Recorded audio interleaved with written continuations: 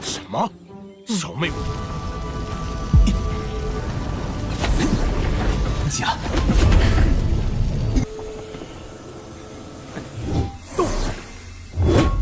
小爷我梗心丧命了。大哥哥现在就带你禁地，这可是违反门规。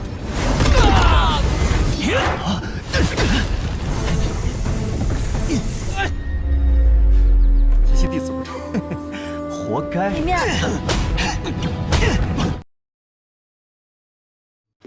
Scene kemudian berpindah ke kuil Bloodhurst. Terlihat Wodu dengan Jue-Jue yang sedang dimarahi oleh patriarknya karena mereka gagal dalam misi mendapatkan pil keheningan langit. Dan alasan mereka gagal dikarenakan pil keheningan langit tersebut akan dilelang dan tidak diperjualbelikan secara ilegal. Lalu patriark itu memanggil ketua Hei yang akan menyelesaikan masalah tersebut dan meminta agar ketua Hei mendapatkan pil keheningan langit dalam pelelangan tersebut. 都是子怡故意刁难我们，说天际丹已经拿去派。真当咱们嗜血殿好欺负呢？ Di tempat lain terlihat Ye Chen yang sedang menuju ke tempat Xiong-Er untuk mendapatkan tanaman anggrek giok salju. Namun di tengah perjalanan tiba-tiba Ye Chen merasakan napas Chu Ling-Er yang membuat Ye Chen ketakutan dan langsung mengambil jurus 1000 langkah. Namun ternyata itu bukanlah Chu Ling-Er melainkan Chu Xuan-Er, kakak dari Chu Ling-Er. Melihat ada yang lari, Xuan-Er pun langsung mengejarnya yang membuat Ye Chen sangat terkejut. Lalu Ye Chen pun lari kembali.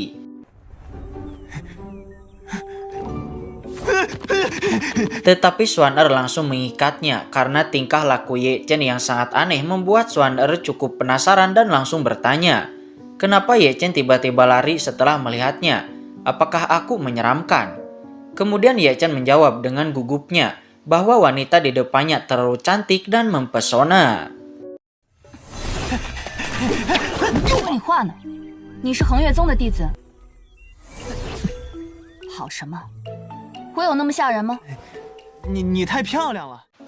Lalu Ye Chen pun mencibir di sudut mulutnya, apakah orang ini tidak mengingatnya? Yah, bagaimana mungkin Xuan-Er bisa mengingatnya karena kejadian di gua waktu itu bukan dilakukan dengan Xuan-Er, melainkan dengan Ling-Er, sang adik dari Xuan-Er.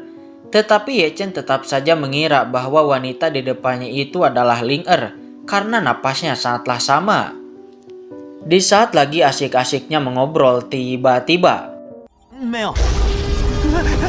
yah, terdengar suara raungan yang sangat mengerikan membuat Ye Chen sedikit gila karena mendengarnya. Namun untungnya Xuan-Er langsung menolongnya sehingga Ye Chen tidak lagi mendengarnya, yang membuat Ye Chen keheranan. Lalu Xuan-Er pun menyuruh Ye Chen pergi karena tempat di sini bukanlah tempat yang aman untuknya.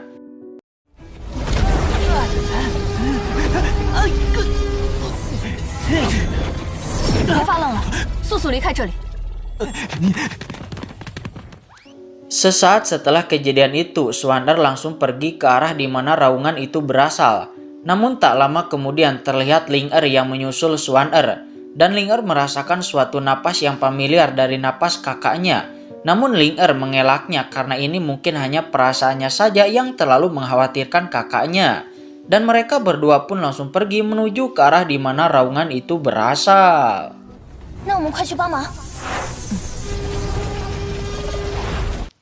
Kemudian di sisi lain terlihat Ye Chen yang lari terbirit-birit karena ketakutan melihat sosok wanita sebelumnya dan takut wanita itu akan mengikutinya. Namun alangkah baiknya nasib Ye Chen karena selain Ye Chen dapat lolos dari wanita sebelumnya, Ye Chen juga lari tepat ke arah di mana tanaman spiritual itu tumbuh. Lebih tepatnya Ye Chen sekarang berada di taman tumbuhan spiritual sekte Heng Yue. 真没追过来，就是那小子说的灵草原吧？ Tepat di belakang Ye Chen terlihat Xiong-Er yang sudah tahu bahwa Ye Chen pasti akan pergi ke tempat ini. Lalu Xiong-Er pun mengajak Ye Chen ke tempat di mana tanaman anggrek giok salju tumbuh.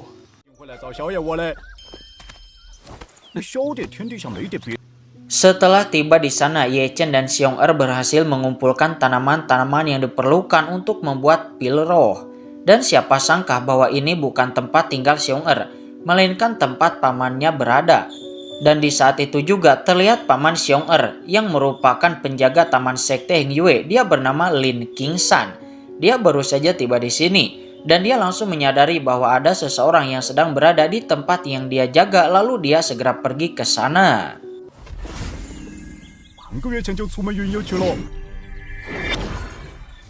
Sementara di taman sekte Heng Yue terlihat Xiong Er yang sangat terkejut, menyadari bahwa pamannya sudah kembali. Alhasil Xiong Er dan Ye Chen pun lari dengan tergesa-gesa.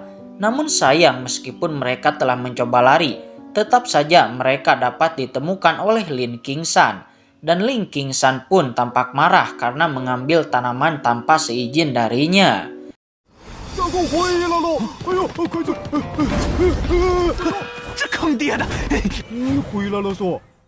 Namun Xiong Er dengan cerdiknya berbohong dengan mengatakan bahwa ibunya alias adik dari Lin Qingsan disakiti oleh suaminya. Xiong Er juga menjelaskan bahwa siang dan malam ibunya selalu menangis karena hal itu. Mendengarnya membuat Lin Qingsan alias kakak dari ibu Xiong Er itu langsung marah dan akan pergi untuk memberi pelajaran kepada suami dari adiknya tersebut.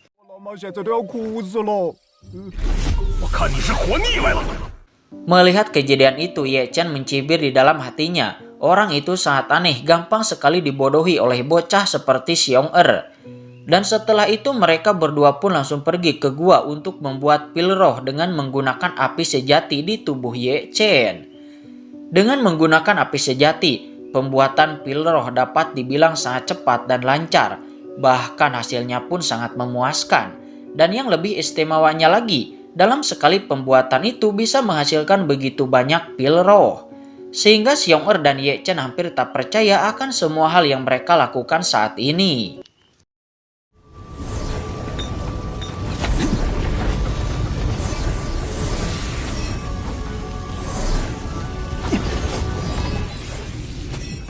Setelah semuanya selesai, Xiong Er mengambil setengah dari pil roh tersebut sesuai kesepakatan awal, yaitu hasilnya akan dibagi dua secara merata. Lalu Ye Chen menelan sebagian dari pil roh tersebut untuk menerobos tahap selanjutnya, dan boom, guncangan terjadi sehingga Ye Chen yang awalnya berada di ranah kondensasi Qi tahap 1 kini loncat 2 tingkat menjadi ranah kondensasi Qi tahap 3.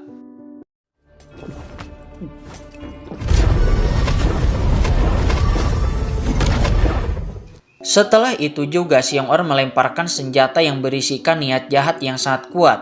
Karena pemilik akhir dari senjata tersebut tidak ingin kalau senjatanya jatuh ke tangan orang lain. Dan sampai saat ini tidak ada orang yang bisa menghilangkan niat jahatnya. Karena niat jahat yang berada pada senjata tersebut sangatlah kuat. Kemudian Ye Chen penasaran akan senjata itu. Karena seberapa kuatkah pemilik terakhir senjata ini? Pada awalnya Ye Chen sedikit ragu untuk memurnikannya. Akan tetapi Ye Chen yang memiliki kekuatan api sejati di tubuhnya sangat penasaran untuk mencobanya.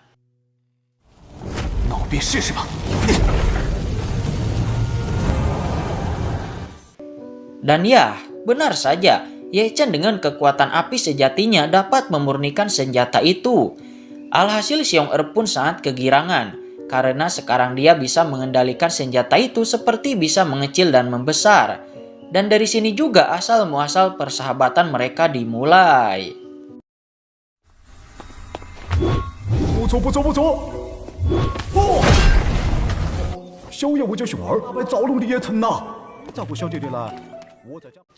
Sementara itu di gerbang masuk sekte Heng Yue terlihat ada 2 orang senior yang sedang bertugas di sana. Namun tak lama kemudian terlihat ada cucu Jiang Pengnian yang bernama Hua datang ke sana dengan maksud ingin bertemu Ye Chen. Melihat itu senior yang diketahui bernama Su Ming, dia tiba-tiba memiliki sebuah rencana jahat yang muncul di benaknya.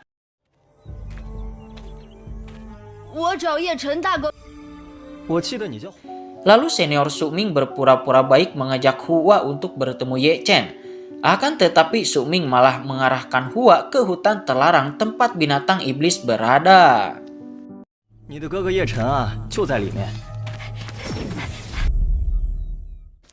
Dan tak lama kemudian di tempat aula hukum sekte Heng Yue nampak Su Ming yang sedang melapor kepada senior Yin Ji Yuan. Dan senior ini adalah ketua hukum di sekte Heng Yue. Su Ming melapor bahwa Ye Chen harus dihukum karena sudah membuat masalah.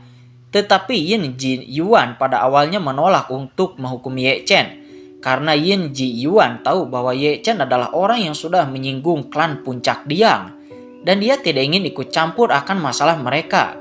Namun Su Ming dengan cerdiknya menyogok Yin Ji Yuan dengan sekantong penuh batu roh, lalu mengatakan bahwa Ye Chen sudah melanggar aturan sekte dengan memasuki hutan terlarang. Dan siapapun dari semua murid sekte Heng Yue, jika sudah melanggar aturan maka itu pantas untuk dihukum. 你们地阳峰的恩怨，可别牵扯。师兄，话可不能这么说。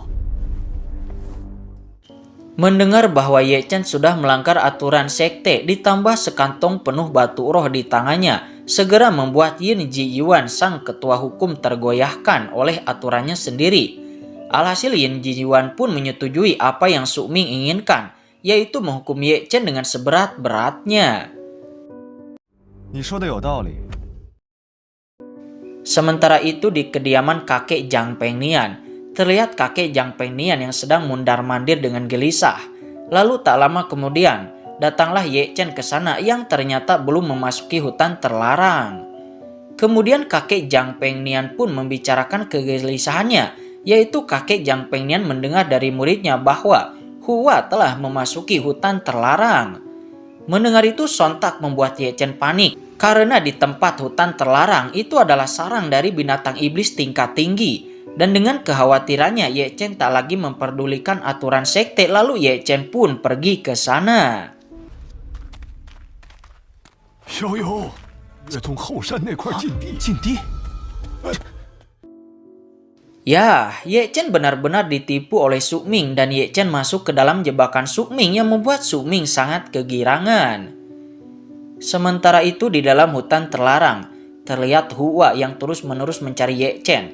Namun sialnya, nasib Hua bukannya menemukan Ye Chen, malah menemukan binatang iblis. Alhasil Hua pun langsung menjadi target binatang iblis tersebut.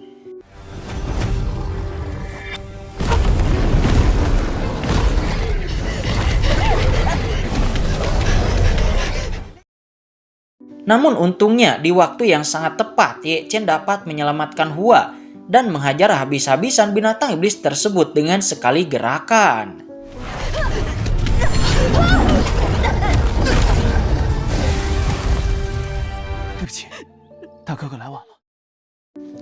Ketika Ye Chen sedang mengobati Hua, tiba-tiba terlihat Su Ming dan senior Yin Ji Yuan datang ke sana untuk menangkap Ye Chen. Melihat itu seketika membuat Hua berteriak bahwa orang itulah yang sudah menjebaknya. Dan orang itu juga yang berbicara bahwa Ye Chen berkultivasi di sini.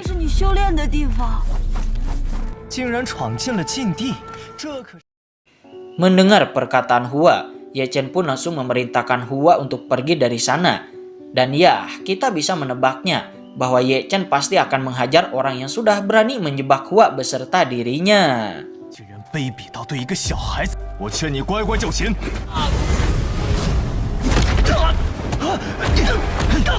不是我。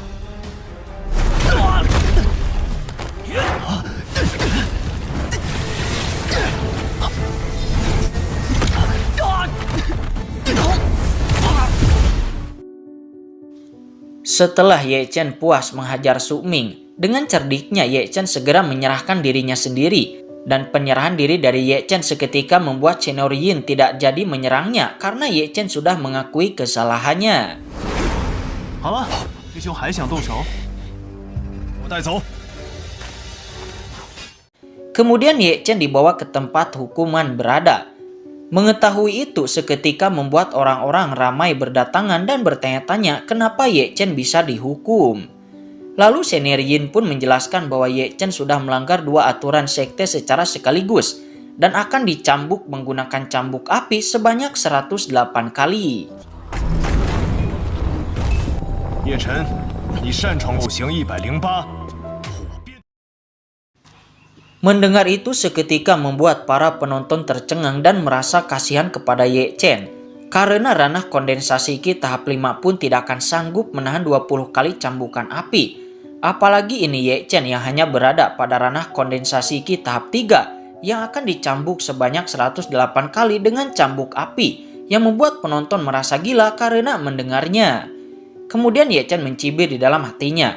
Dia merasa bahwa ini bukanlah hukuman tetapi ini adalah penindasan. 别废话了，尽管来！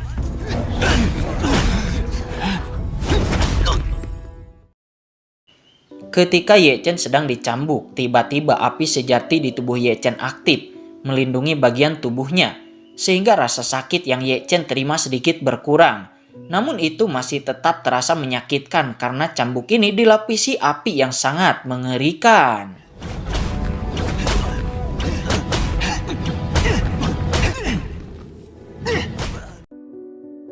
Di saat hukuman mencapai 100 kali cambukan, seketika membuat para penonton pun terpukau kagum. Karena bagaimana mungkin orang seperti Ye Chen yang hanya berada di ranah kondensasi kitab 3 bisa bertahan sekuat ini. Namun tiba-tiba terlihat kakek Jiang Pengnian yang datang ke sana, mencoba meminta agar hukumannya diampuni. Bahkan kakek Jiang Pengnian dan Hua berlutut meminta Shinorian mengampuni kesalahan Ye Chen. Akan tetapi, bukannya merespon dengan sikap baik, malah merespon dengan berbuat kasar kepada kakek Jiang Pengnian. Dan membuat Ye Chen yang melihatnya bersumpah suatu saat nanti, dia Ye Chen akan membunuhnya. Menanggapi itu Shinorian sangat marah dan seketika meningkatkan kekuatan cambuk apinya hingga ke ekstrim.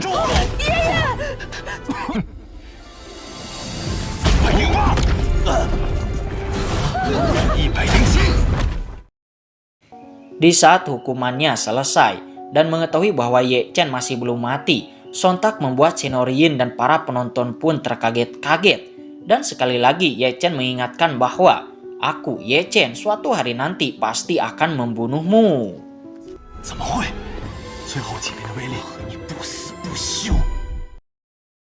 Di sela-sela keterkejutan mereka, nampak Ye Chen yang terluka sangat parah di seluruh area tubuhnya. Langsung ditolong oleh kakek Jiang Pengnian dan lalu pergi dari sana. 我们回家。大哥，竟让我如此丢脸。 Keesokan paginya, kita akan dikejutkan oleh Ye Chen yang sudah sembuh total berkat api sejati di tubuhnya. Ditambah kekuatan pemulihan tubuh fisiknya yang membuat tubuh Ye Chen bertambah kuat dan bisa dengan cepat menyembuhkan luka-lukanya. Dan di saat Hua bangun, Hua buru-buru meminta maaf dikarenakan kecerobohannya Ye Chen harus dihukum habis-habisan. Segera Ye Chen pun langsung menenangkan Hua dengan berkata untuk jangan menyalahkan diri sendiri dengan kesalahan orang lain. 大哥哥，你是坏人，害你受伤。 花，你想要修炼吗？ Dan di saat berbincang-bincang itu juga tiba-tiba kakek Jiang Pengnian datang ke sana. Dan dia pun terkejut karena dengan waktu yang hanya 1 malam Ye Chen bisa sembuh total. 你的伤都好了，你没事就好，没事就好。 我皮糙肉厚的。 Kemudian kakek Jiang Pengnian mengeluarkan kertas mantra roh surgawi lalu diberikan kepada Ye Chen. Pada awalnya Ye Chen menolaknya karena dia merasa tidak pantas untuk mendapatkan hadiah barang berharga seperti itu. Namun kakek Jiang Pengnian bersikeras agar Ye Chen dapat menerimanya karena mantra roh surgawi membutuhkan pondasi untuk diaktifkan. Dan itu juga tidak berguna bagi Jiang Pengnian sekarang. Setelah mendengar penjelasan itu, Ye Chen dengan berat hati menerimanya dan dia berjanji akan membayar semua hal yang telah mereka lakukan kepadanya. 拿这个收，太贵重了，数晚辈不能收。大哥哥，你就收下吧。我一定会让他们付出代价。